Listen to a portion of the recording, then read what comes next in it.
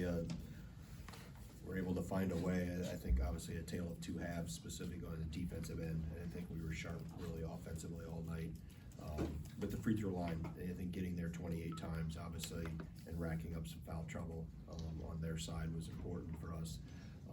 And we haven't been in a lot of games like that where it's come down to having to execute and foul and play that game. So, that experience I think will help us. There's some things we'll obviously learn. Credit to Ohio State. They played like I thought they would play in the second half. They were a little sharper. We had Thornton get going.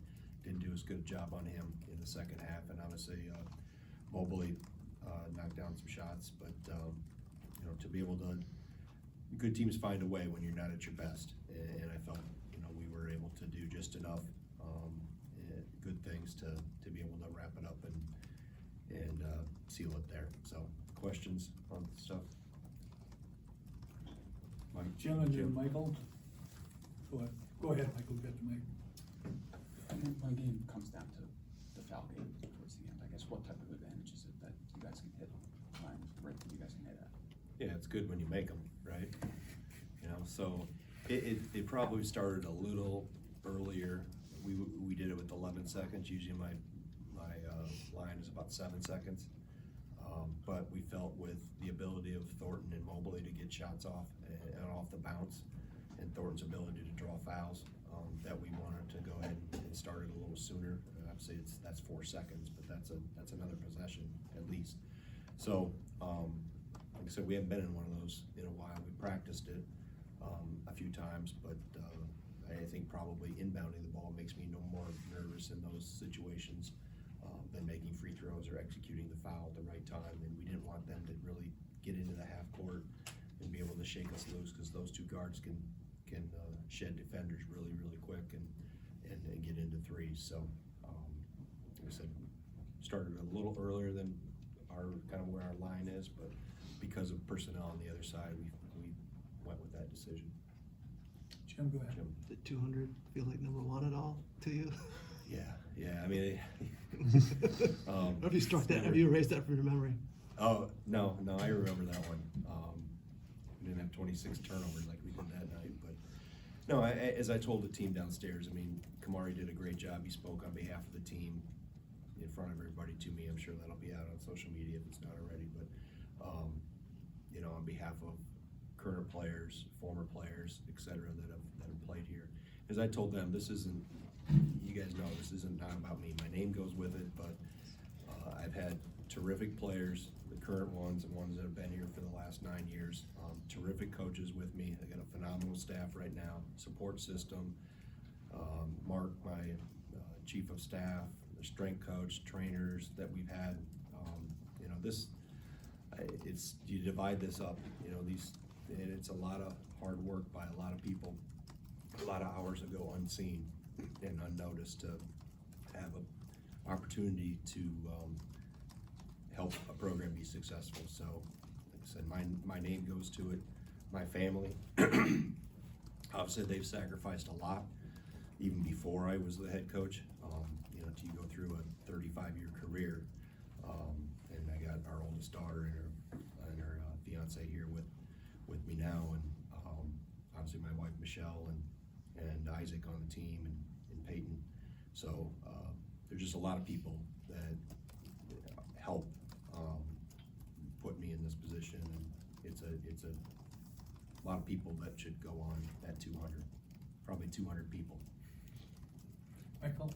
If you guys couldn't hold on, probably would have been none, but I guess what's the benefit of having tape where, you almost I think the experience is good as long as you finish on the left-hand side. I mean, but like I said, we haven't been in one of those. We practice situations like that, but it's different when you have real game pressure. So, but there's other things, the previous, 38 minutes or the previous 18 minutes of the second half that defensively be a little better. We had some good looks, I thought, from the perimeter. Now I'll go comb through the tape, and obviously we'll talk a lot about the last 11 seconds. Obviously the foul on that whole thing playing out, but even how we did or didn't execute down the stretch, and learn from it. So we have to, obviously get a quick turn and we head west. Ben? Ben? Greg, over these last 4 games, are you seeing your group get closer to the defensive group you want them to be? Are they making those strides? Because certainly the first half tonight, it seemed like that was Yeah, the group I that thought we've we been were used to really seeing. good the first half. You know, second half, I didn't think, and it started in the ball screens. I thought we let Thornton get comfortable. He's probably as good a ball screen guard as there is in the league, in terms of his size, physicality. He holds people off, he bumps, he's strong, and his mid-range game is really good. So we let him get some confidence going. I didn't think we were as aggressive at the point of attack with our fives and those setting ball screens. So, but defensively, we've made strides. You know, I think individually guys have gotten better, and then they understand collectively how we have to play to be a good defensive team. Jim and then Mark? John Tonja's emergence has obviously been huge, but a lot of your returnees have made jumps this year, and you've always prided yourself on being a developmental program. Is that showing? Maybe more than Yeah, I last year? think, you know, everybody that's returned has made significant jumps, whether it's, you know, Blackwell and Winter get a lot of the headlines, but even a guy that's been here 5 years, Ian Gilmore, has made a jump in his game, and I think his confidence is really, really strong. And obviously, I depended on him a lot tonight to guard Devin Royal. So, and Janicki, I think, has made a jump. Kamari McGee has made a jump. So Marcus Ilbert has made a jump, even though I didn't get him in the game tonight.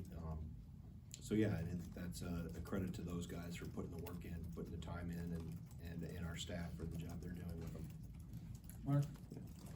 In retrospect, I guess I'm wondering how big do you think it was that you guys never gave up that lead, regardless of what happened? And, you know, yesterday you kind of talked about playing ahead with the schoolwork. You know, I Trying to play with the lead. Yeah, playing with the lead. Yeah. But how valuable was that? Yeah, I think it's anytime you can get that real game pressure experience.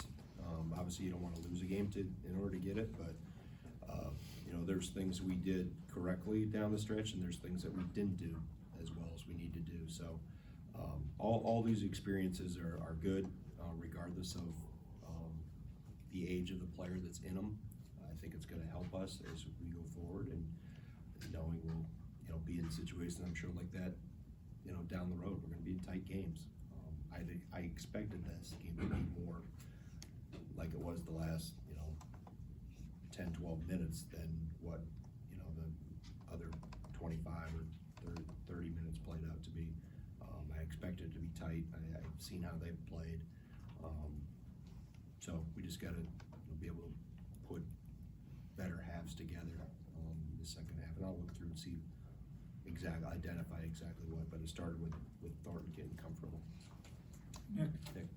Greg, we talked a little bit yesterday about, you know, Devin Royal, how kind of tough and physical he can be.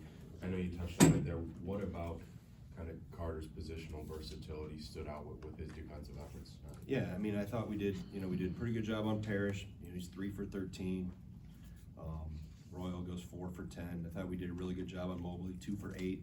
You know, it was, I think Gilly's understanding of our defensive scheme and how where he can help when he's not involved indirectly with the ball.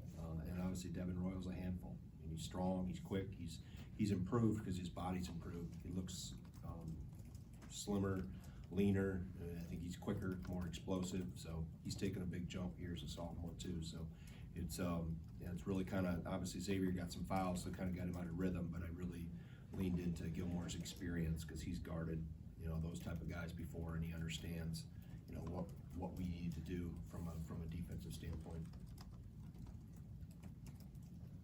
Any more questions?